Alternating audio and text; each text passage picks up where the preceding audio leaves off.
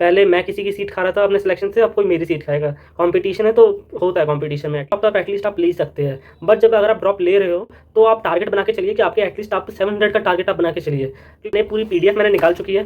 मैंने अभी तक कॉलेज में प्रिपेयर नहीं किया है, मैंने पूरे कॉलेज के थ्री प्रे तो यही रहेगी कि जो भी 650 से प्लस वाले हैं उन सबको मिल जाए। क्योंकि everyone, my self Rishi, and in this video हम डिस्कस करेंगे कि हमें आगे क्या करना चाहिए। क्योंकि अभी इस सिचुएशन में हम बहुत ज़्यादा कंफ्यूज है कि हमें आगे प्रोसीड करना चाहिए नीट 2025 के लिए या नहीं करना चाहिए।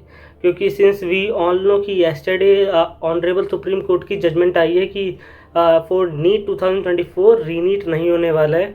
अलॉन्ग विद दैट जो हमारा सैड टू से बट जो एटम वाला क्वेश्चन था उसको -5 सबको मिल रहा है जिनने भी अटैम्प्ट किया था ओल्ड एनसीईआरटी के उस रिस्पेक्टिव पॉइंट ऑफ व्यू में। जिनने न्यू एनसीईआरटी से अटैम्प्ट किया था उनको हमारे पूरा +4 मार्क्स मिल रहे हैं। तो इससे रैंक शफल्स होगी।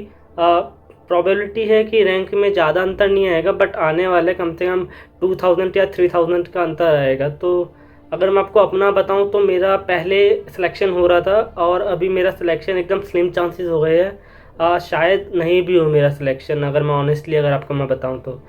मेरा अर्लियर मेरे मार्क्स थे 665 मेरे मार्क्स थे और उस पर मेरी रैंक बनी थी 18,200। तो अभी जो मेरे मार्क्स है आफ्टर डिडक्शन तो मेरे 660 मार्क्स हो चुके हैं।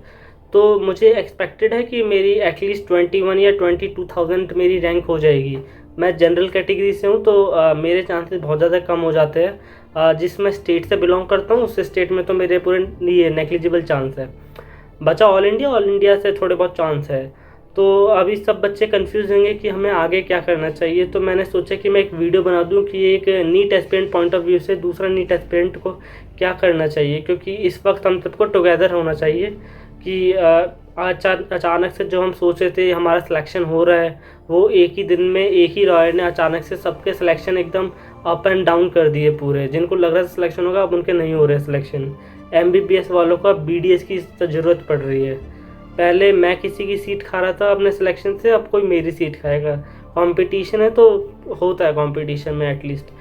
तो अगर मैं आपको अपना बताऊं तो मैं नीट 2025 के लिए मैं प्रिपरेशन करूंगा टिल मुझे सिलेक्शन ना मिल जाए। मैं नेक्स्ट ईयर तक मैं प्रिपरेशन करूंगा। जनवरी में अपना फिर से मैं जेई मेन अटैम्प्ट करूंगा, फिर मैं जेई मेन का सेकेंड अटैम्प्ट और फिर फाइनली मैं नीट दूंगा। अलॉन्ग विद दैट मैं आपको बताऊं तो मैं काउंसलिंग में भी पार्टिसिपेट करूंगा। क्योंकि मैं स्ट्रे वैकेंसी तक मैं वेट करूंगा। अगर मुझे स्ट्रे वैकेंसी तक कोई सीट मुझे मिलती है एक अच्छे से कॉलेज में, डिसेंट कॉलेज और ठीक ठाक सा, तो मैं उसको पिकअप कर लूँगा कोई सीट। और अगर मुझे वो नहीं मिलती है आखिर तक, मुझे कोई चांसेस मुझे एकदम नेग्लिजिबल लग जाते हैं, तो मैं किसी कोई और कोर्स को मैं ऑप्ट कर लूँगा। क्योंकि taking drop for me is full drop is not worth it. तो मैं दूसरा कोर्स एक मैं ज्वाइन करूँगा कोई सा भी जो मुझे ठीक ठाक लग रहा होगा। आइदर मैं डेंटल में चॉइस कर लूँगा, वरना कोई और ऐसा कोर्स चॉइस करूँगा जिसमें एटलीस्ट बॉन्ड ना हो कि अगर मेरा नेक्स्ट ईयर एमबीबीएस में सिलेक्शन आएगा तो मैं उसको छोड़ सकता हूँ।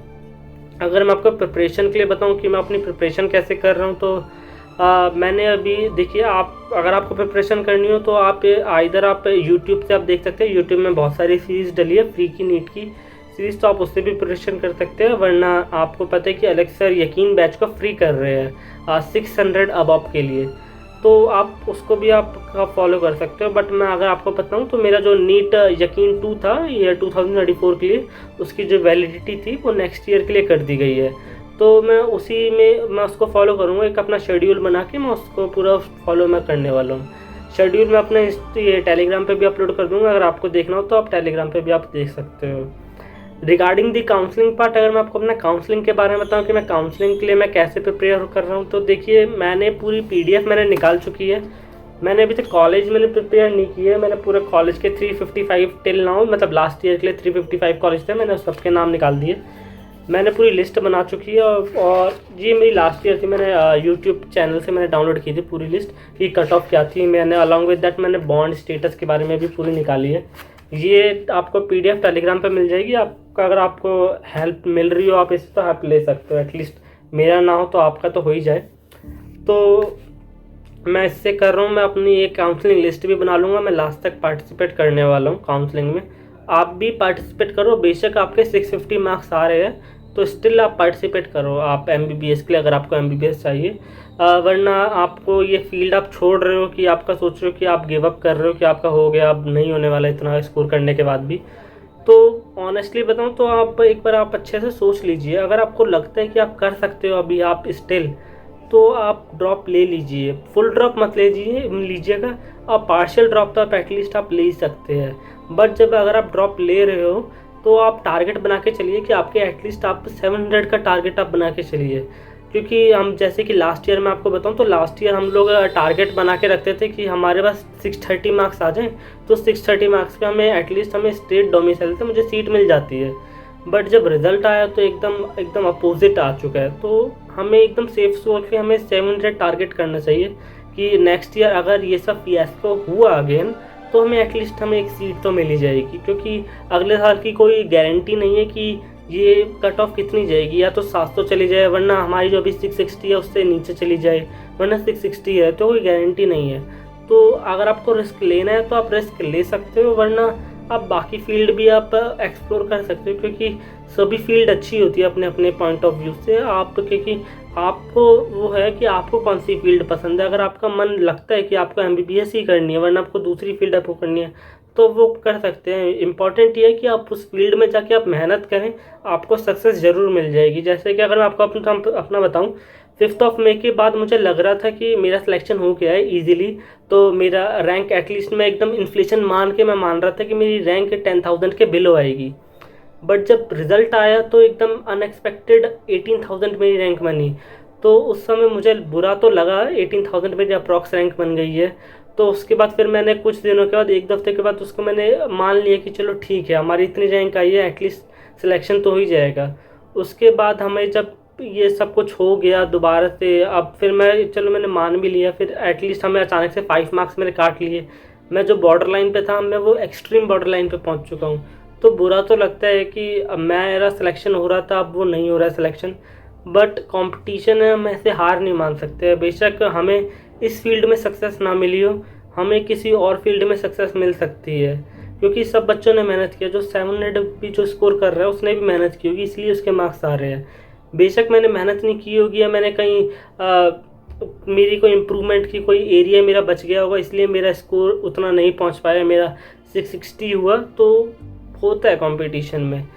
जिनका भी सिलेक्शन हुआ उनको कॉन्ग्रेचुलेशंस, और जिनका नहीं हुआ तो आप अपना टाइम लीजिए, आप आराम से सोच लीजिए। अगस्त से आप एटलीस्ट आप शुरू कर दीजिए। मैं भी शुरू कर रहा हूँ पूरा अपनी प्रिपरेशन, पूरा शेड्यूल बना के, प्लानर, रिकॉर्डेड लेक्चर्स देखूंगा जब तक मेरा सिलेक्शन ना हो जाए। अगर सिलेक्शन हो गया तो उसको छोड़ दूंगा अपनी प्रिपरेशंस को, वरना कंटिन्यू रखूँगा अगर मेरा मन किया तो नेक्स्ट ईयर के लिए। मोस्ट प्रोबेबली मैं छोड़ दूंगा। अगर मैं आपको अभी इस सिचुएशन के बारे में बताऊं, अगर मेरा सिलेक्शन हो गया तो मैं उसको छोड़ दूंगा प्रिपरेशंस को। अगर आपको दूसरी फील्ड लेनी हो तो दूसरी फील्ड भी आप ले सकते हैं, क्योंकि सब फील्ड अच्छी है। नीट है, नीट में होता रहता है, हमें पता नहीं स्कैम हुआ है या नहीं हुआ है, बट ऑनरेबल सुप्रीम कोर्ट का है कि स्कैम नहीं हुआ है, तो हमें ये मानना चाहिए कि स्कैम नहीं हो रखा है और हमें मूव ऑन करना चाहिए। Till then thank you. इस वीडियो में बस इतना ही था। अगर आपको कोई भी क्वेरी हो तो आप मेरे टेलीग्राम पे आप आके आप पूछ सकते हैं, वरना आप इंस्टाग्राम की भी मैंने लिंक दी है डिस्क्रिप्शन में, डिस्क्रिप्शन में भी आप देख सकते हैं।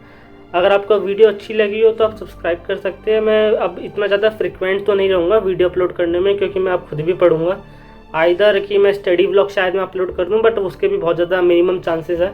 मैं फोकस अपने स्टडी पे ज़्यादा दूंगा जब तक मेरा सिलेक्शन ना हो जाए। अगर सिलेक्शन हो गया मेरा तो आप सबको पता है कि फिर मैं कैसी वीडियो अपलोड करूँगा। तो let's hope for the best कि क्या होता है। प्रे तो यही रहेगी कि जो भी 650 से प्लस वाले हैं उन सबको मिल जाए, क्योंकि इस साल सीटें तो इंक्रीज़ हुई है कुछ। ओवरऑल मैं आपको बताऊं तो ओवरऑल कुछ 12,000 से 13,000 सीटें इंक्रीज़ हुई है। बट इसमें कोटा होता है, 15% कोटा ऑल इंडिया का होता है, 85% कोटा, उसके अंदर रिजर्वेशन की भी सीटें होती है।